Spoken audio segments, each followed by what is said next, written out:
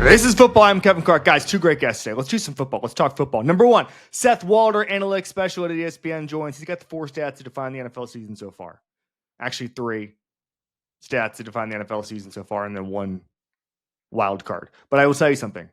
If you want to learn about football and like what this season has looked like through 6 weeks, because you think it's crazy, he's got numbers that show how crazy it's been, how close the pack is together, what the MVP race should look like. It was really, really, really enjoyable. I learned a lot here.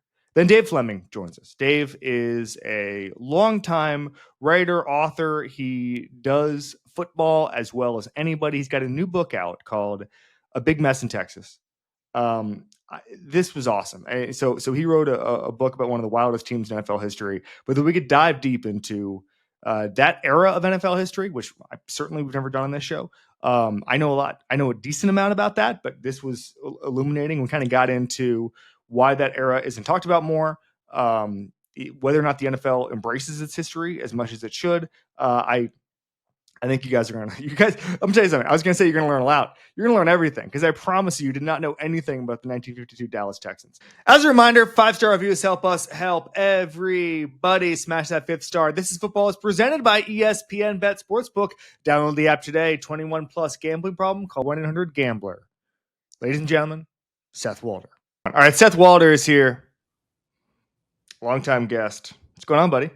Not too much. How are you? I'm great. You just asked me what I was going to be for Halloween. I'll tell you what. It's a tough question because once you have kids, you kind of got to tie it into the kid. Mm-hmm. And so my son has 2 costumes, as one does. One is Lightning McQueen, which he's going to be. He's absolutely going to be Lightning McQueen. And then Woody from Toy Story. So then you have to tie that in, right? Are you going to be Lightning McQueen's pit guy? Are you going to be Tomater, who I didn't know. I knew Toy Story. The Cars universe, completely new to me.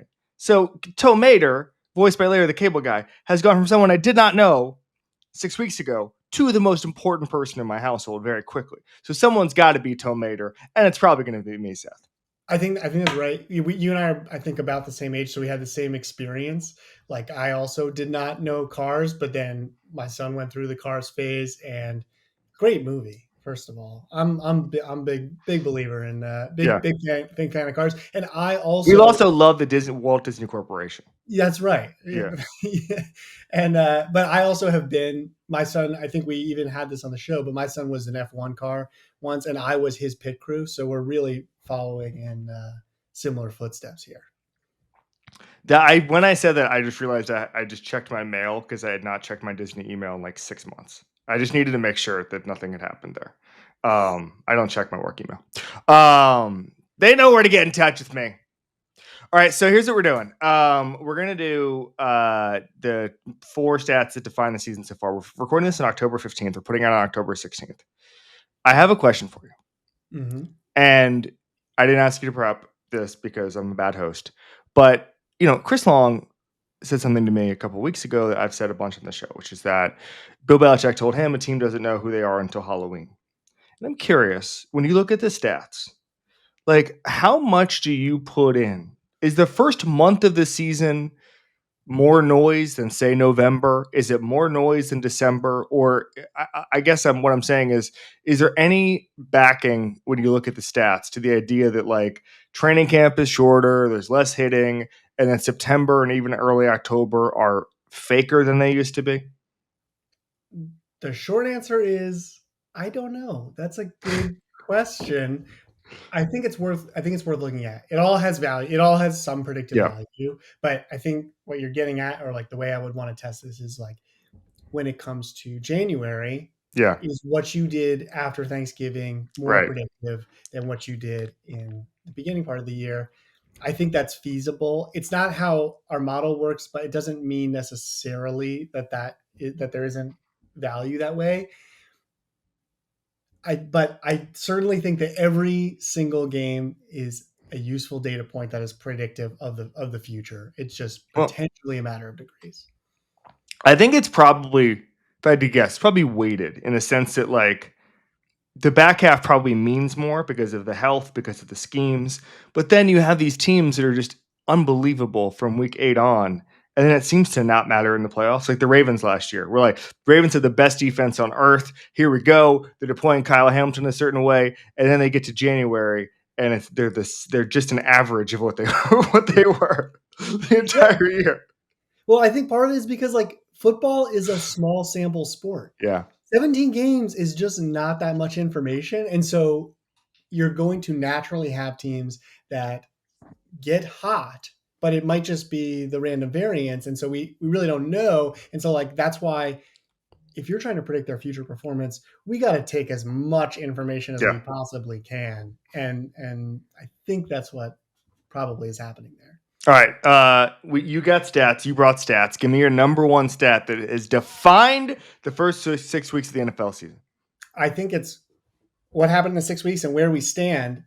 The Super Bowl, the race for the Super Bowl is more wide open than ever, or asterisks, I would say, since 2015, since I've got numbers. So who do you think is the Super Bowl favorite at this point, or the best team? We have it as being the two teams. Let me ask you what you think real quick. So is this by like FPI or something? By FPI. I'm okay. But I want to know who you think is the most likely team to win the Super Bowl. Oh, right? The most likely team? Yeah, in your opinion. Yeah, unfortunately, it's the Kansas City Chiefs. I don't mean unfortunately in the sense that I dislike the Chiefs. I love the Chiefs. I love everything they do. What I'm saying is that I'm looking at all these teams. They're starting out 5-1 and 4-2, and they're having these hot starts. And I'm saying, you know who's better than this team? The Kansas City Chiefs. And so when I say unfortunately, I mean it's just chalk. But yes, if I'm saying who's going to the Super Bowl right now, it is still the damn Chiefs. So FPI agrees with you. It thinks the Chiefs are the most likely team. Well, FPI, it's like power ratings, right? Like it doesn't really, it's not very reactive. Well, I don't know. It's a mix. It is quite reactive, but it's forward looking. So in the sense that it's not going to say the Colts are the best team in football just because they've played really well. Right. Well, but what I'm saying, when I say reactive, I mean that the Bucs win and we all say Baker Mayfield's an MVP candidate, Jason Light is him. And then FPI might be like, well, they're now officially better than like the Vikings. Yes, you know, like it's that. That's what I mean by reactive. It's like the media moves a certain way. FPI and those like I look at power ratings for college and pro all the time because it's a good barometer. I call it like pricing the takes internally, where and this happens more in college because I don't think many people follow college football who talk about college football on a national basis, but that's a different discussion. But like you'll see these people where you're like, and this is true of MVP too, is they'll say, is so and so an MVP candidate? And they have this discussion, and then you look on Vegas and this person is 60-1 for the MVP. So the answer is no, they're not an MVP candidate. Same with the Heisman, same with the national championship, same with, playoff spots, whatever. And so I look at that stuff all the time, and it helps you because you just realize that Vegas, who actually you and I, or anybody talking on TV, has more or less no money on the line when we give a take.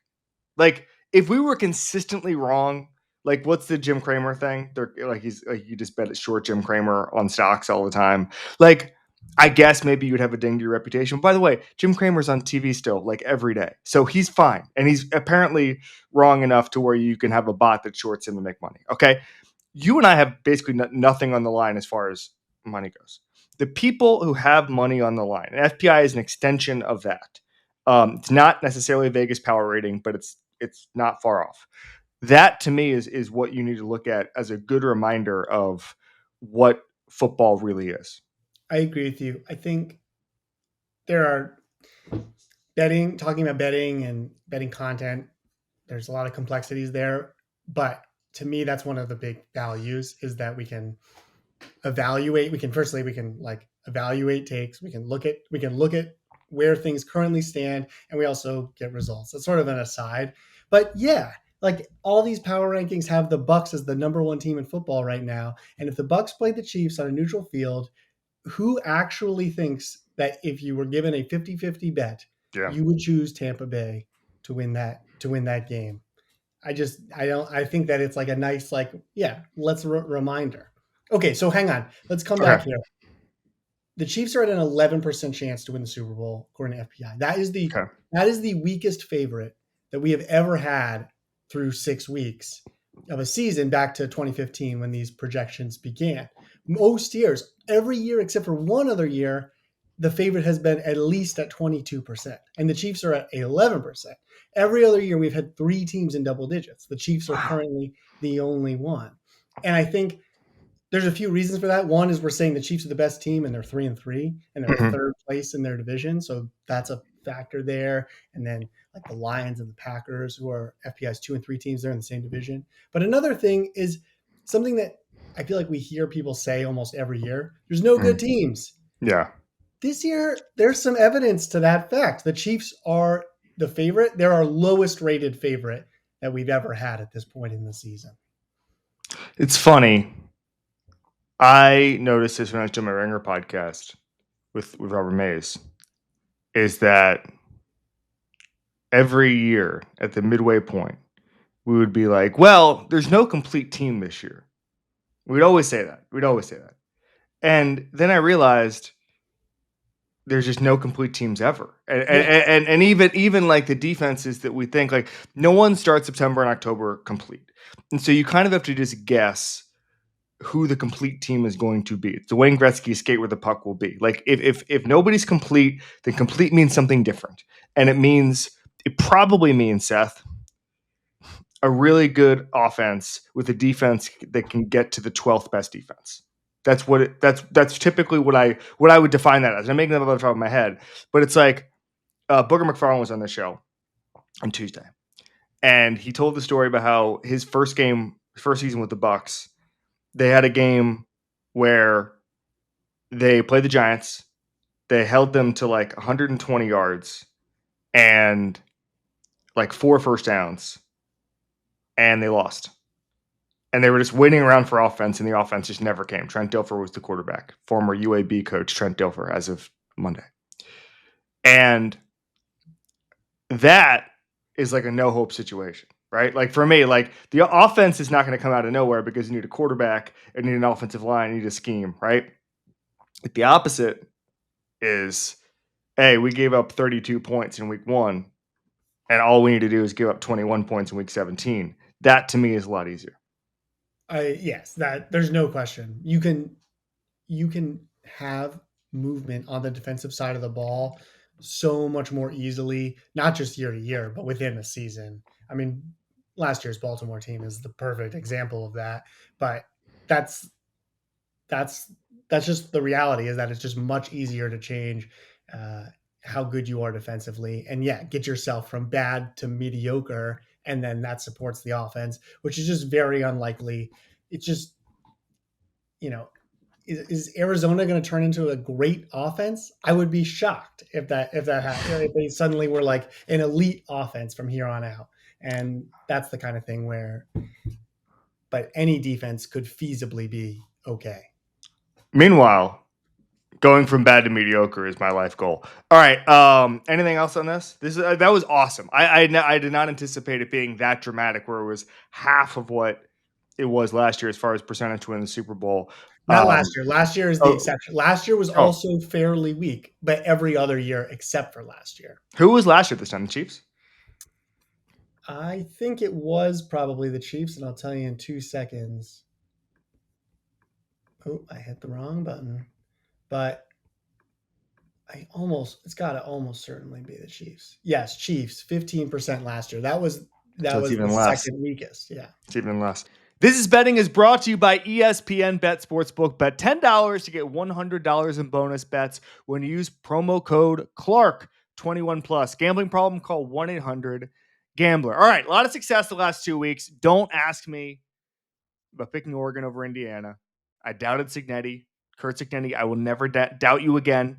I Googled, do you win? You were right. You were right.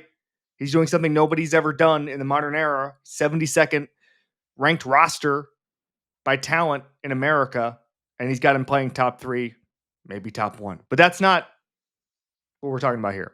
We're talking about 2 bets. We're going to start in the pros. Rams favored in London by 3 points over the Jaguars. I think this Rams team over the next month or so is going to establish itself as the best team in football. Weird game last week against the Ravens team. They didn't have to put a ton of effort into beating. Disjointed, didn't look good early on. That changes against this Jaguars team. I love this Rams team. London games are always a little weird, but give me Los Angeles here. LSU is going to play at Vanderbilt. They're 2.5-point dogs. Again, I'm betting on talent here. I think this LSU team is a lot better than they've shown this year. I think if Garrett Nussmeier has any semblance of health, they're actually a national contender, or they can play like a national contender. I still think the SEC is going to get very complicated when you look at the back half of everybody's schedule. Everybody's got like 5 ranked teams. LSU has a ranked team this weekend in Vanderbilt. I like LSU. I know you can nitpick with Brian Kelly and the way that Nussmeier's looked when he's hurt, and whether or not Nussmeier needs surgery and all of this stuff. And the whole thing has been very strange over the past couple months. The strangeness ends Saturday. LSU plus 2.5. Okay, number two. Okay, I'm going to list you a bunch of stats here. Yards per dropback, yards per attempt, QBR, EPA per play, completion percentage over expectation, air yards per attempt, sacks per dropback, sacks per pressure, and yak percentage of passing yards that are yak, with lowest being the best. All of those stats have something in common. They are all currently led by either Daniel Jones or Sam Darnold. And I don't think you can tell the story of this 2025 season without those two quarterbacks. I'm going to kind of shoehorn in another guy in just a second, but it's pretty fascinating to me how well those two quarterbacks, how strong their numbers are, how well they've played. Like, say it that way. I firstly, like, what's your like instant reaction when you hear that, and then I'll give you some other numbers. God help us. That's fair. So part of this is bad luck. Part of this is like Lamar gets hurt. Josh Allen. Is Keon Coleman alive? What is happening with the Bills' offense? Brandon Beane called into the radio station to be like, hey, we don't need a receiver. And I, unfortunately, I like Brandon Beane a lot. They need a receiver. Khalil Shakir, Orlovsky said it. Khalil Shakir is the only trustworthy receiver, which means Keon Coleman, I mean, Lord help him. He had 112 yards week 1, and now the only thing he's done in the last 5 weeks is he must have an incredible PR staff, because pregame it's always like, look at Keon Coleman bringing the energy in pregame warmups. Oh, and then what happened? You got 23 yards. Nobody else gets this PR. So that's that. There's that problem with the Bills, and then Mahomes. Xavier Worthy's been out, a couple weird games, whatever. So, like, I always I always say, you never win the Super Bowl by drafting an elite quarterback. You win a Super Bowl by figuring out what to do with an elite quarterback. And it seems to me like a bad confluence of the elite quarterbacks are in weird situations this year. And that leads to the second best thing you can have, which is a non-elite quarterback supported by a good infrastructure. Right. Okay. So that last part is what I want to hit on. I think, like, the Chiefs, to me, they probably exceeded my offensive expectations coming into the year, but the infrastructure, I think, is what's interesting. I'm sure there's lots of reasons why Jones and Darnold have played so well, but you have a number that really stood out to me is these guys rank first and second in terms of lowest number of percentage of their dropbacks that come against light boxes being harder to throw against. And they get to that in different ways. The Colts have a great running game. They utilize play action a lot, but they take advantage of the fact that teams have to account for their run. And the Seahawks, they haven't run as well, but they do rock heavy personnel a lot. And so that forces the opponent into these light boxes. And so I think that they're setting themselves up for that and setting themselves up to make it easier on their quarterback. Neither team has passed a lot. They both have a very low passing rate. They've just been very efficient. I will say that both teams have actually not been that crazy in run pass rate if you look relative to expectation. They've just been winning. They both also stood out to me. They rank first and second in max protect rate. So they have the highest number, and I haven't done a ton of looking here, but they've been both been very efficient on those max protect plays. So that's interesting to me. They've both played with the lead a lot. It is easier to be efficient when you're playing with the lead. And that's where I want to bring in a third guy here that I feel like is being slightly maybe under the radar. So I'm saying this because of the MVP odds, and you brought it up earlier. So I'm not talking about Baker Mayfield. Baker Mayfield is 3-1 to win MVP. Is he the favorite? Dak Prescott is 35-1. He is basically the same in he is third in QBR or second or third in QBR. He's playing really efficiently, but remember I said, so Jones and Darnold, they're at 47 and 48% of their snaps have been with the lead. 15% of Dak Prescott's snaps have been with the lead. He's doing this, he's having to keep pace with a horrible defense. And like, to me, this is sort of top of mind because I pitched an MVP thing for ESPN Bet Live, but I think like he's going to have to keep passing the ball. Like their defense is so bad. He's going to put up numbers. I do feel like Prescott is playing really well. His accuracy numbers look great. He's also not taking sacks, just like the rest of those guys, and is just been really efficient despite playing from behind or tied. Can I ask you something though? If Burrow didn't win it last year, almost making the playoffs by putting up insane numbers, Dak's going to be further away from the playoffs, and that's my pause there. Agree. They're going to have to make the playoffs. I think is probably the case. Almost certainly the case, but I don't think that's completely out of the question. I agree. Hey, I like 35-1. That's where I think sort of. Yeah.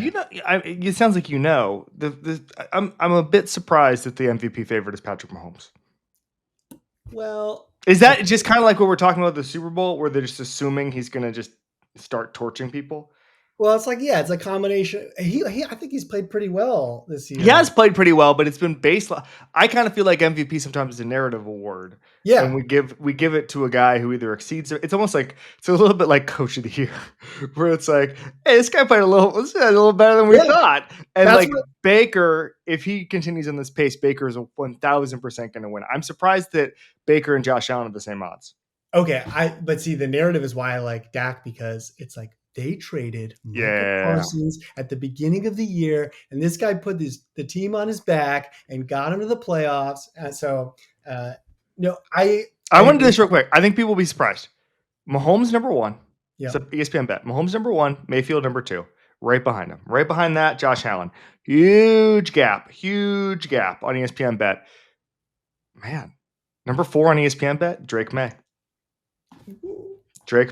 Wow. And then Matthew Stafford, Jared Goff, Jordan Love, Justin Herbert, and then it's over. Like that gets into Lamar Jackson and Jaden Daniels. But you're right.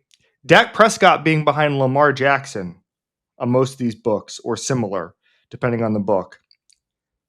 What are we doing? Like Dak, are you saying Dak's out of the running? I don't agree. I agree with that's a good take, Seth Walder. Thank you. I appreciate it. Finally, after four appearances on this show. All right, number 3. Okay, kind of league-wide stat. There's a tweet that I can't remember who it's from, but it's from years ago, and it always sticks in my brain. Someone said, NFL yards per run play 4.3, yards per pass play 6.2. I did it. I solved football analytics. Yeah, right? And like, it's obviously not that simple. It's also a little bit that. It's also a little bit of that simple. Yeah. And I do think about that all the time. Okay, so why is that relevant this year? Currently, EPA per design pass play is plus 0.09, and per design run play is negative 0.04. It's the widest gap between pass and run favoring pass that we've had since 2015-16, which was kind of like the peak pass rates.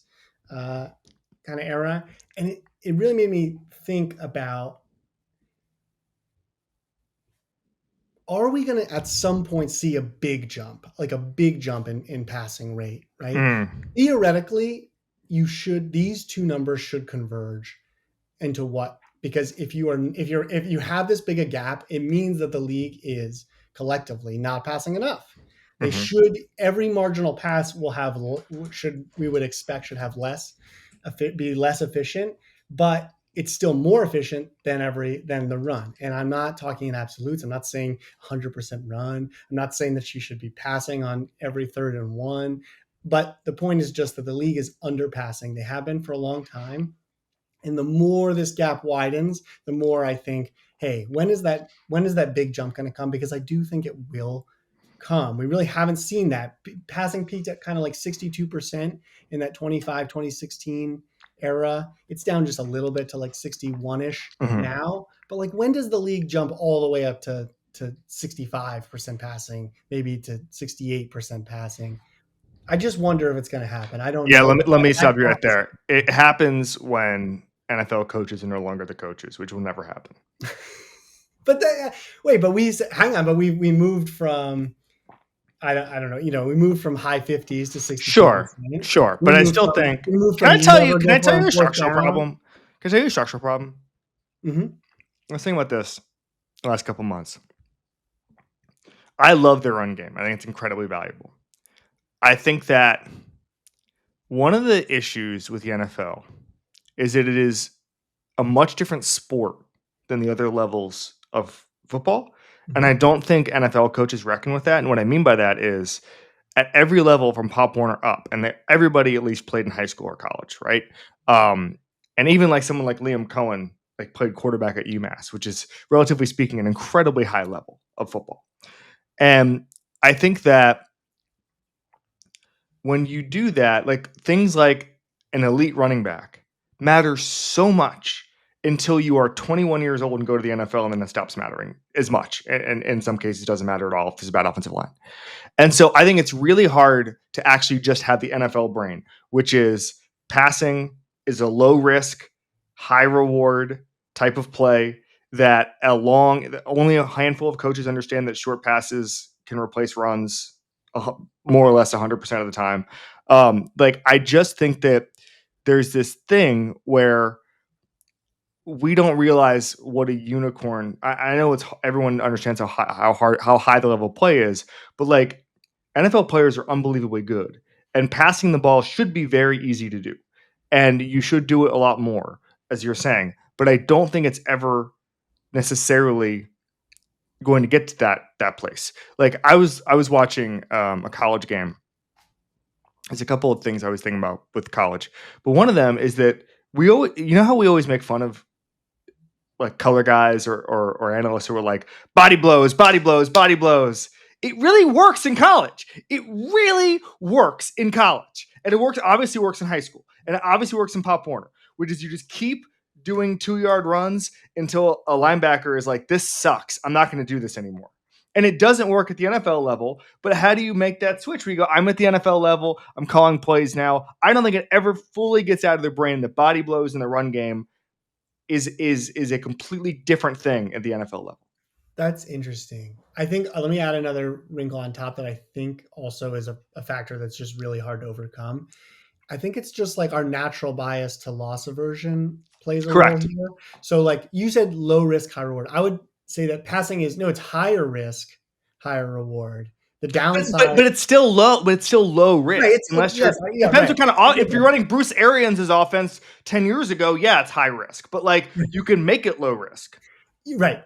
But even if you take some of these risks, it's like you can increase your chance of a turnover. You can increase your chances of facing a 3rd and 10. But what we know is that the trade-offs are worth it.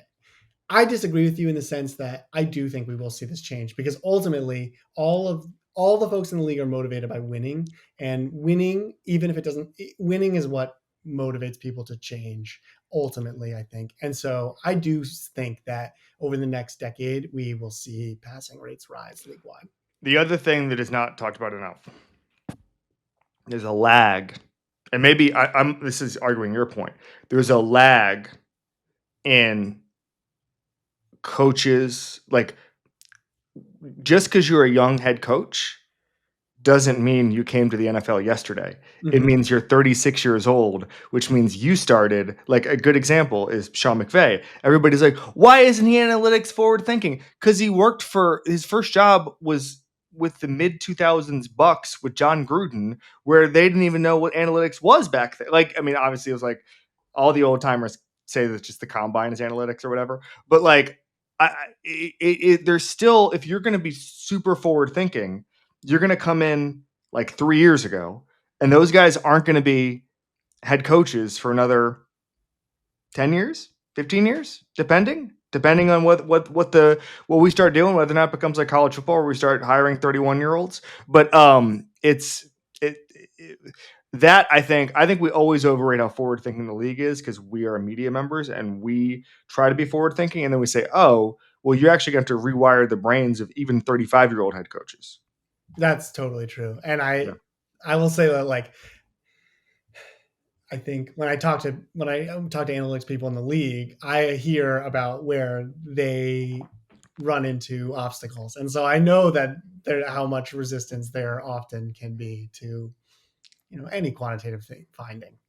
I agree. All right, number 4, last one. All right, number 4, I ignored your prompt. I said, you know what, Kevin? I did 3 of those. I'm going to give you a stat that does not explain the season. I love this. Just a stat Off I want books. to throw out there. Because you know what? The Titans have had a tough time. All right? Bad season, rough week. Okay, just fired Brian Callahan. I thought, you know what? I've got a number here, a positive Titans number. It's basically a unicorn. So why not throw it out there? All right. You know who's having a really nice season? Jeffery Simmons. Okay. Jeffery Cam Ward. The analytics guys, I'm gonna get in a fight with an analytics guy because they're like, oh, the tape guys really love Cam Ward. Yeah, that's why they're the tape guys. They're actually looking at what's happening. Whatever. I'm not gonna do this. Give me Jeffery Simmons. The off-target throws, they're not on the tape with Cam Ward, or no? He's getting mauled as soon as he's by far number 1 in quick pressures in the entire league. Yeah. What are you supposed to do? Do me a favor, analytics guys. Do me a favor. Go play Madden. Give yourself the worst offensive line you can possibly give yourself, and then try to have a realistic drop back passing game and report back to me. I'm kidding. No, I know you're kidding. You're one of the good analytics guys. I forgot I stepped into Miami zone here for a second. I did. It's ball. It's ball. It's tape grinding. I almost went at some analytics people yesterday on Twitter. I really did. I almost really did it. I was like, I didn't do it. I don't have time to get in feuds. I'm very busy. I have a kid, but I was like, actually, this won't be worth it. All right, Jeffery Simmons. Okay, he's long been considered a very good player. Never been a first-team All-Pro. Jeffery Simmons. I think that could change this year if he gets the credit for this. He's leading the league, leading defensive tackles in pass rush win rate, 21%. That's really good. That's like a Chris Jones level kind of play. I mean, he's beating Chris Jones in that stat. There we go. He ranks 3rd in total pressures among all players in the league, behind Aiden Hutchinson, Micah Parsons. And what I want to stress is that is hard to do, not just when you're a defensive tackle, but when you are a defensive tackle on a terrible football team. Yeah. So much of pass rushing stats are context driven by the score and the down and distance, but also the score. So the most likely time to get a sack is when the opponent is in a desperate passing situation. They know that they're going to pass. They know that they're going to pass, and the quarterback has to take risks. They got to throw it downfield.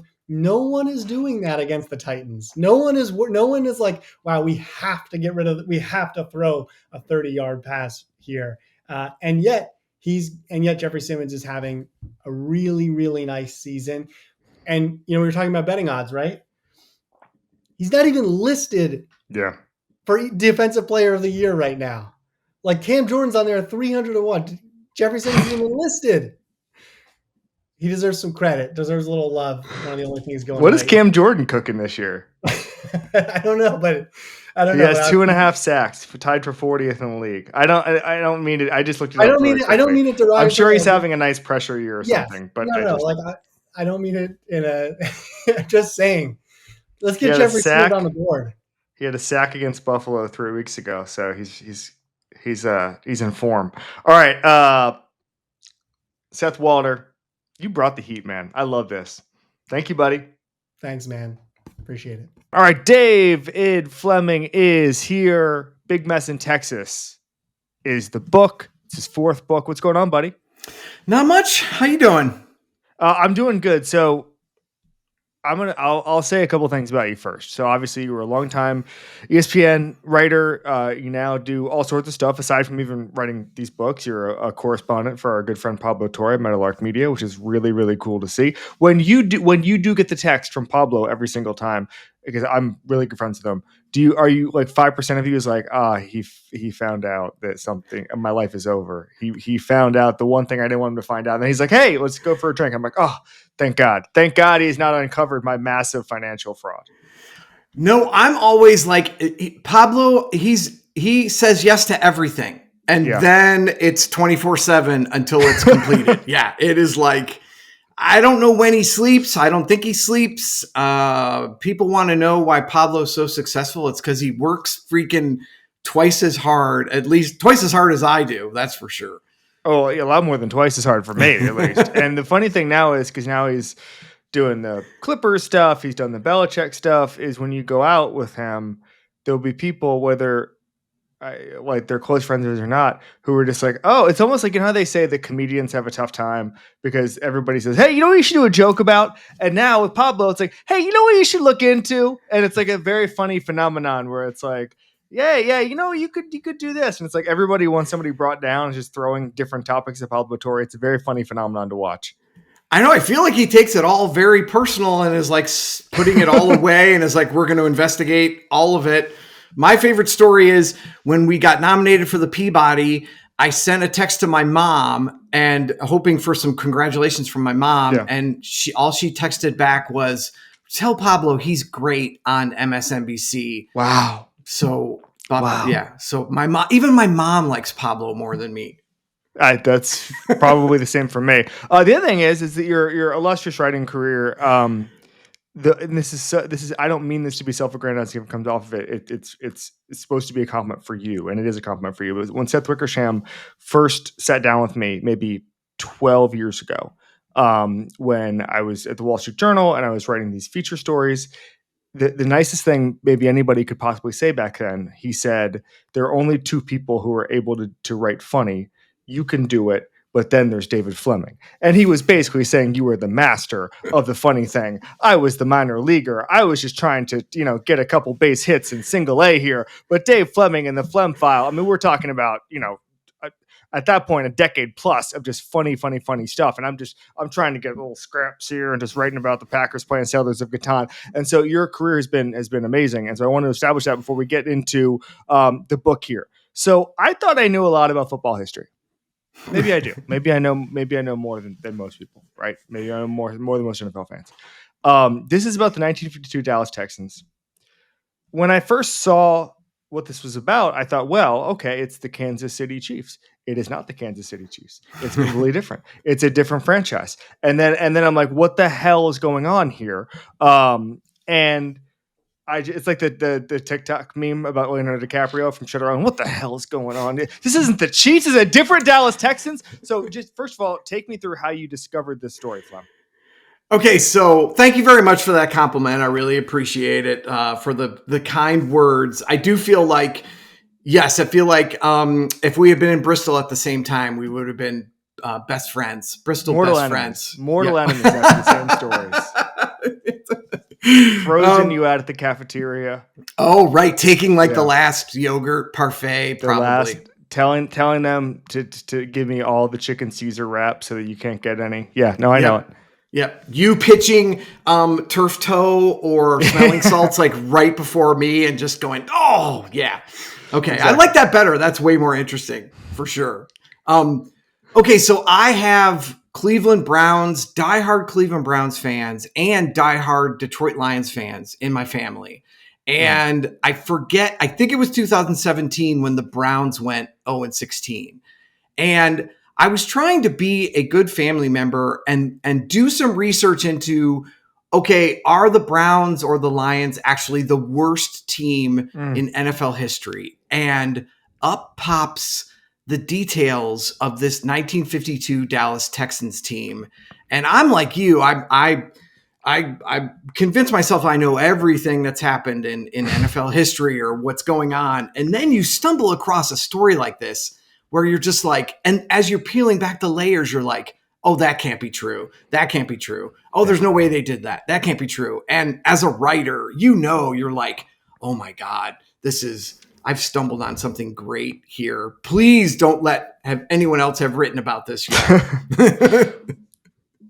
That's amazing. All right. So you mentioned the layers of it. Take us through some of those layers that make the 52 Dallas Texans different than a lot of other teams.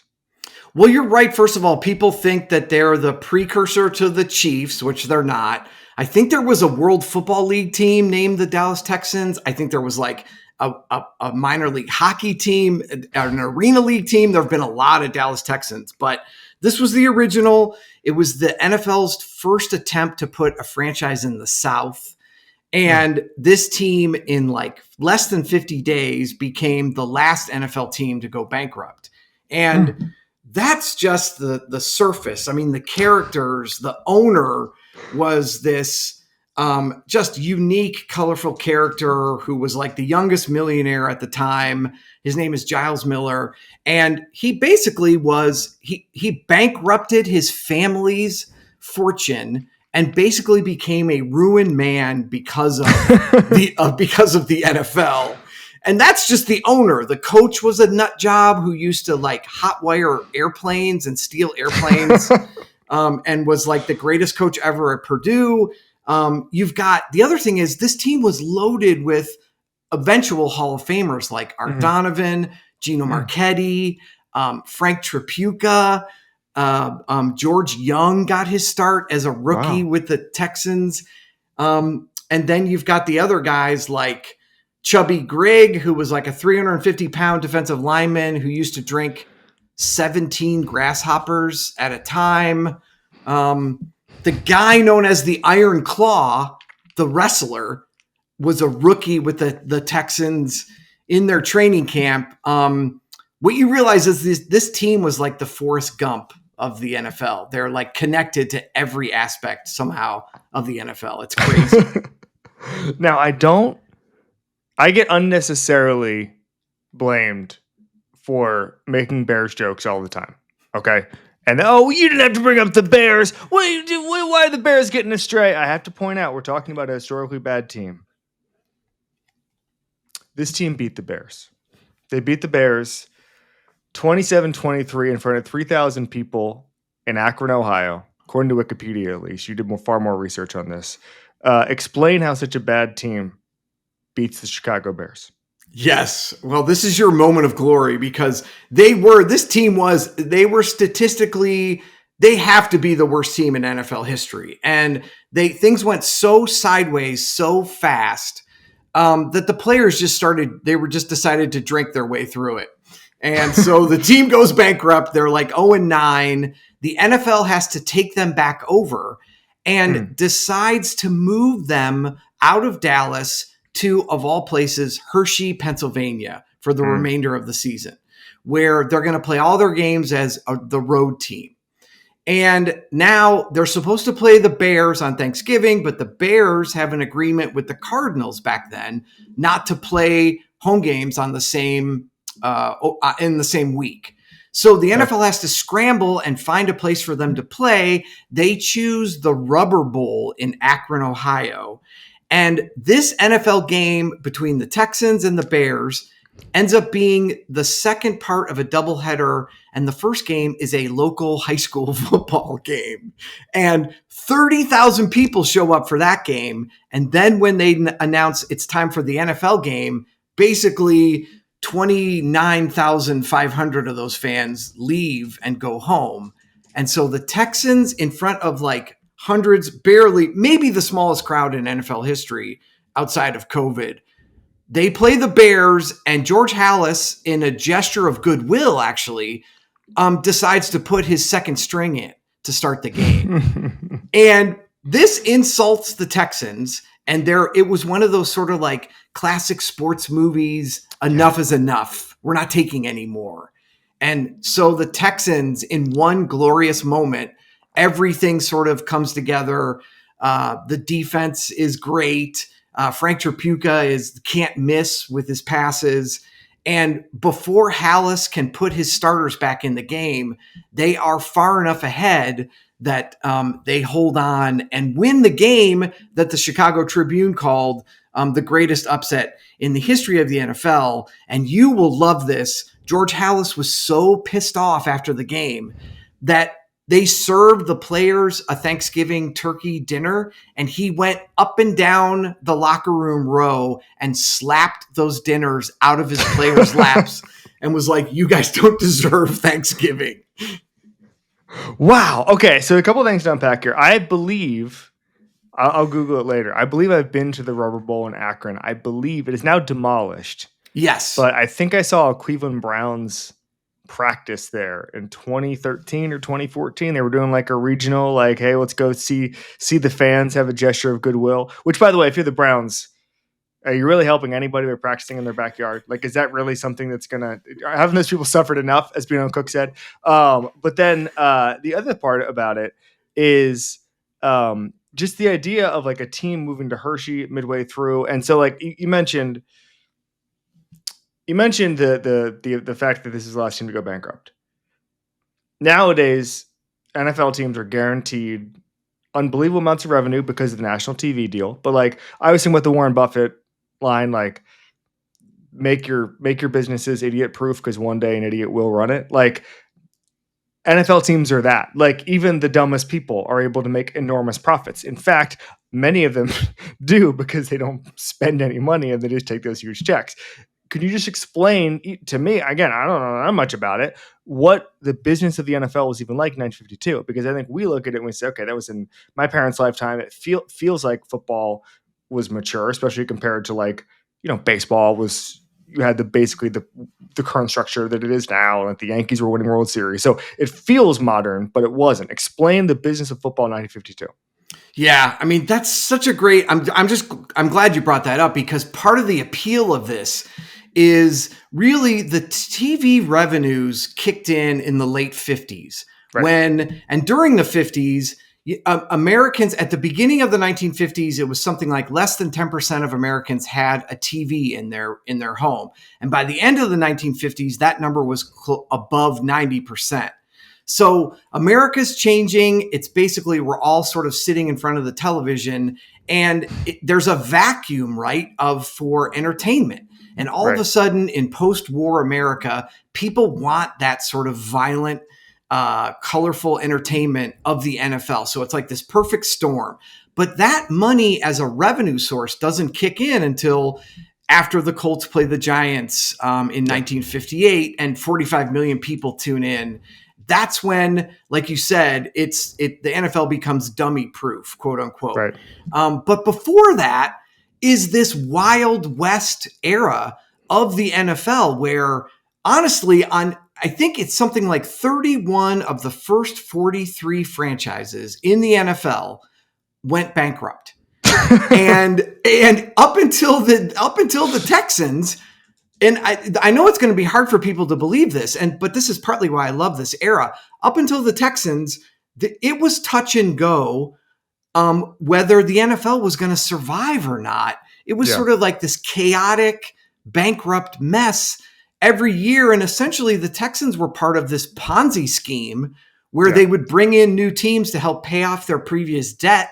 And then those teams would fold and they'd find some other sucker willing to lose his family's fortune. But it creates this, it was back when like there were no face masks and it was a bloody brawl and the violence just jumps off the screen. But the players also, most of these guys never thought they would survive World War II.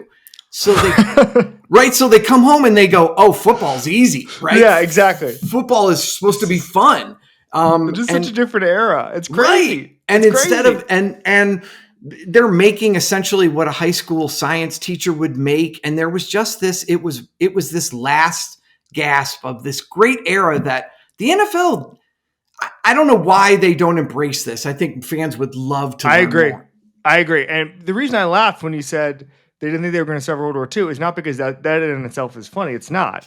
It's that I'm comparing it to 2025 when the problems that any professional athlete has is so insignificant that the idea of like, I was in the Pacific Theater and now I play for a 1-10 team, it makes it seem pretty small. My grandfather, and I wish he was still with us for a lot of reasons, but one of them is I wish I could pick his brain more. He was born in Green Bay, Wisconsin, or De Pere, Wisconsin, right across the river in 1912.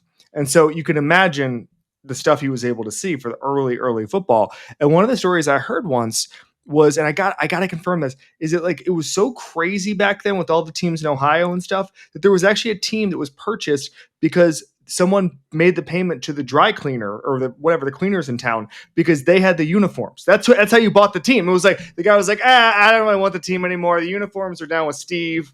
Just go pay the dry cleaning, bro. You get the uniforms, you're on the team. Like that's what it was for like 25, 30 years. Well, from the start of the 20s, I think it was a car dealership they founded some of these associations to what it became. Again, he said the late 50s. Ironically, Art Donovan played in that Colts game that launched it as a national product. And what's crazy to me is, I think looking back on it now, Flem, we think like, of course, the NFL was always going to be this behemoth because, like, as Pete Rozelle said, it looks good on TV. It's a national sport. Everybody gathers now once a week.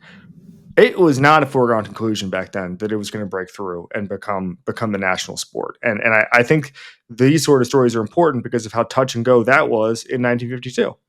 Oh, yeah. I mean, think about it. The whole point of this story is, can you believe Dallas, Texas, an NFL franchise went bankrupt in 4 months in Dallas, Texas? And it was because they thought it was undignified in the 1950s to play for money. They loved college football. They loved high school football. Yeah. Giles Miller, the owner, his own mother was like, wouldn't go to games because they were on Sunday. And she thought that was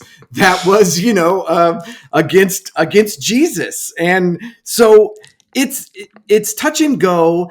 And they are Giles Miller, like, he literally, I think it was like a Saturday after the 1952 draft. And he thought, okay, I guess I'm not going to be an owner. And Burt Bell basically called him up at home in the middle of the night and was like, you still want to join the NFL? And he was like, yes. And he was like, okay, you're in. Like, that's how and basically they started off. So there's like this simplicity that we miss back when it was sort of more pure, like you're saying, and the players, Gino Marchetti, who was a rookie on this team, which is incredible, and he was dominant from the second he took the field with the Texans, even as a rookie and even on this team. But he always referred to the perspective. He never forgot the perspective of, he was 17 years old. And he was shipped off to like a trench in the Battle of the Bulge, and was like, oh my God, I'm never going to complain about football in my entire life. Yeah, it's incredible. It's incredible. But you mentioned Burt Bell. That's another one where it's like, I think in Michael McCambridge's book, they talk about the history of the NFL. And one of the reasons Burt Bell was even named commissioner was because he just liked doing the schedule. And they were like, well, Burt likes doing the schedule. We could just make him commissioner. And now it's like a $50 million a year job. You get the private jet for life. And it's like, in our parents' lifetime, my parents' lifetime, they were like, Burt, I don't know, Burt wants to Burt made this guy. He's got the grid. He's got the pencil. He brought the pen. He's got the board up there. Let's just make him commissioner. That's how much things changed in our parents' lifetime. Yeah, Burt Bell used his kids' dominoes, and he would write each team and then he would line up the schedule using his kids' dominoes. And it was the same way with the Texans. It was just touch and go. It was seat of the pants. But Burt Bell's another one who doesn't get nearly enough credit for helping the NFL survive until 1958, and then it's okay. But Burt Bell basically single-handedly dragged the NFL into prominence by himself, and I think it's like one crappy trophy is all he gets as far as his credit. Yeah, a few more for you. I want to ask. You mentioned whether or not the NFL as an entity promotes this stuff, or just the media doesn't promote it. Like, I've always felt that football has a history problem, and I think baseball leans too much into history. And like, I think too often you'll hear a discussion in baseball, and all of a sudden we're talking about Steve Carlton again, and it's like, oh, okay, I got it, I got you, we're good, and it's like everything becomes, and I used to be a huge fan of this, but like everything becomes. We have to compare this guy to what happened in 1971 or whatever, and it just becomes a bit of a drone zone. Okay. Now there's a happy medium. The NFL doesn't do that nearly enough. We have no memory, no institutional memory when it comes to the NFL. Why do you think that is? For me, part of it is there's a ton of NFL fans, so they're not necessarily going to say, "Hey, I'll give you a great example." When Patrick Mahomes starts doing his stuff, his crazy stuff, right? He's throwing off platform, 50 yards, whatever. There were people who saw, depending how old you were, either Brett Favre clips or Dan Marino clips and go, "Whoa, I didn't know. I didn't know there were other guys like this." And it's like, we have no institutional memory.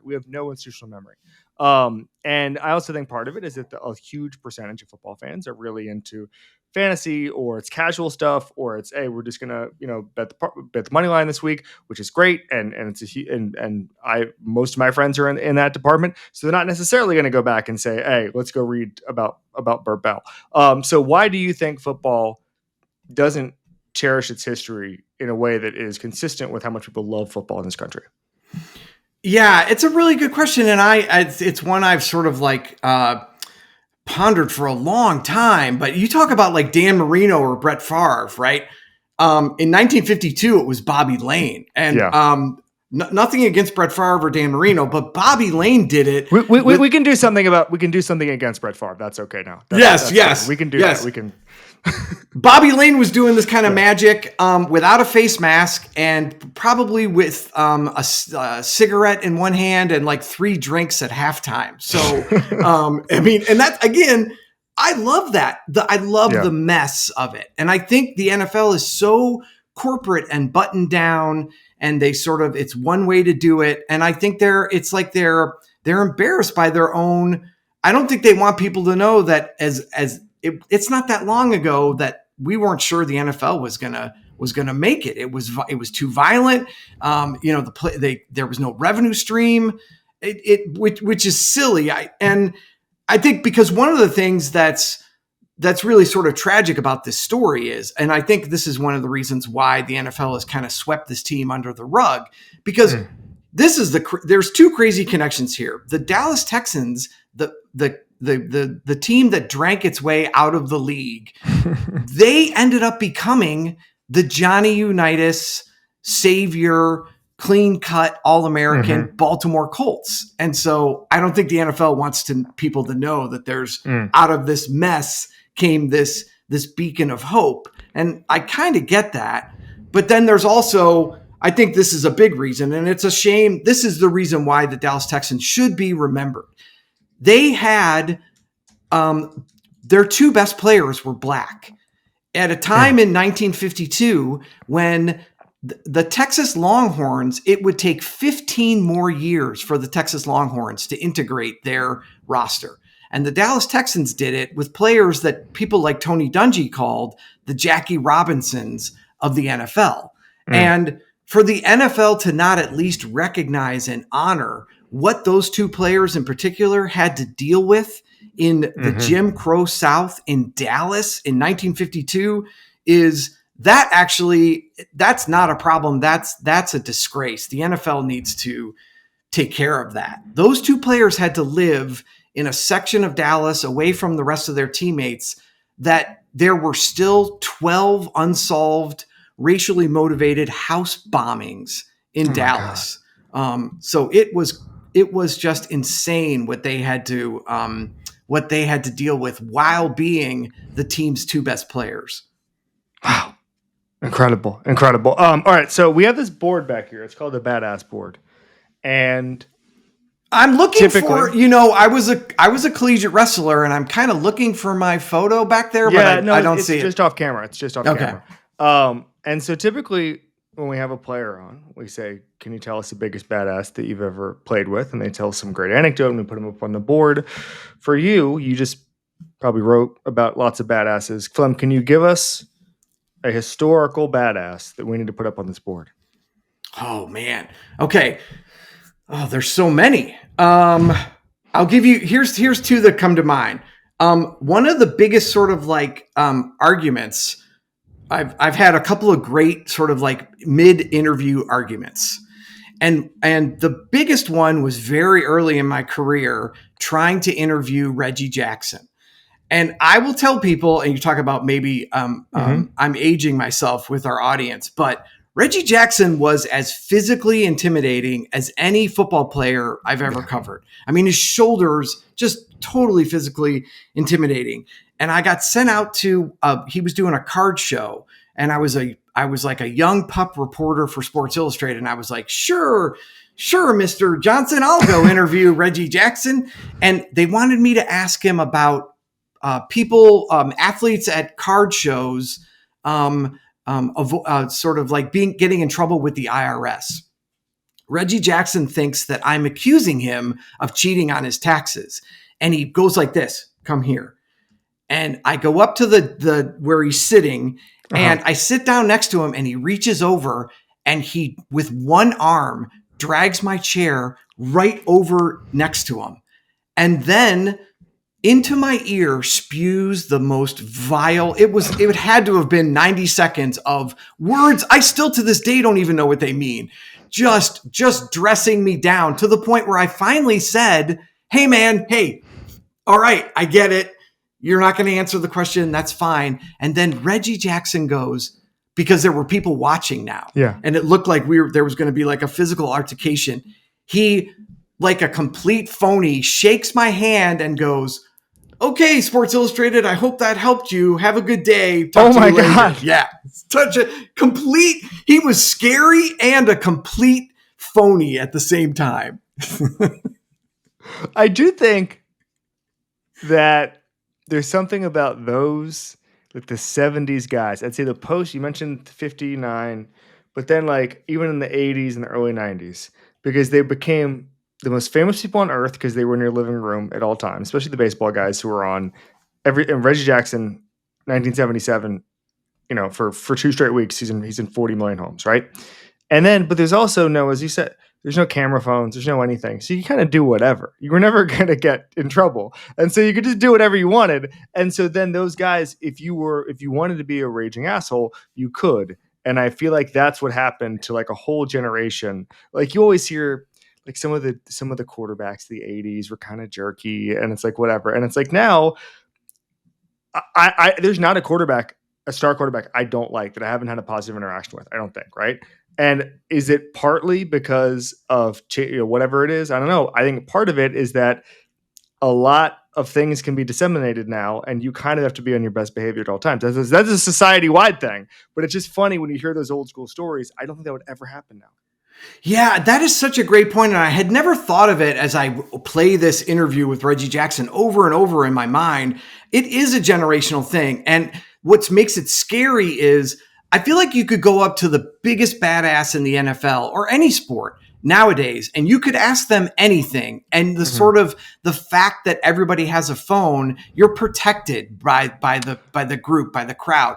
Reggie Jackson, the way he carried himself, the way those guys from the 70s carried themselves, you weren't quite sure if he wasn't going to take a swing at you, right? I agree. He could have a fixer, just be like, usher you out and you're done. The other thing I'd say is it's not, I also think that social media has made the difference between non-fame and fame so much smaller. So like, I don't think things change as dramatically as they used to. I think going from not being famous to famous in 1982 was as whirlwindy experience as there possibly is. And I don't think it's as significant as it was. Like, I don't think fame is is a hard thing to measure. I don't know if Josh Allen's life 10 years ago to now is as significantly different as Joe Montana's life from when he was in high school to the middle of his Niners career. I don't know. It's a hard thing to measure. I just think media and everything and social media, it's made it so much more. You can reach these people all the time. And so you probably seem more connected to humanity, if that makes sense. Oh, I totally agree with you. And I have a theory too, right? And I think Aaron Rodgers has helped prove it. Yeah. I think being famous nowadays for more than like 10 years, it makes people crazy. I mean, yes, it's you like are detached from reality now. If you go 10 years where you've got more money than you need and you're surrounded by people who sort of want something from you and tell you you're great all the time, those people end up sort of detaching in a strange way from reality. I think Tom Brady's a little bit like that. Aaron Rodgers. I wanted to finish my Reggie Jackson thought though, because I'm sorry, go ahead. So I sort of like, weak knees, I get out of there. I go back to the Sports Illustrated offices and everybody's waiting for me because they know what's going to happen. They know Reggie Jackson is got a short fuse and they're like, oh my God, I hope we haven't killed this reporter. And so everyone's giggling. And then I get really mad and I'm like, thanks for telling me, giving me the warning of whatever. And the editor makes everyone leave the room and he goes, I just did you a favor. He goes, because you will never be afraid or intimidated to ever ask anybody another question at the rest of your career. Wow. Because it'll never go as bad as it did it'll never be as bad as Reggie Jackson. And I think of that. He was 100% right. And he also said, hold on to this anecdote and then screw Reggie Jackson with it, with the first chance you get. And, and he was right again, because I wrote the first point after I wrote for Sports Illustrated, I used that anecdote and got my revenge on Reggie there we Jackson. Go. Yeah. Dave Fleming, Big Mess in Texas is the book. Thank you, buddy. Oh, appreciate it. Really appreciate it.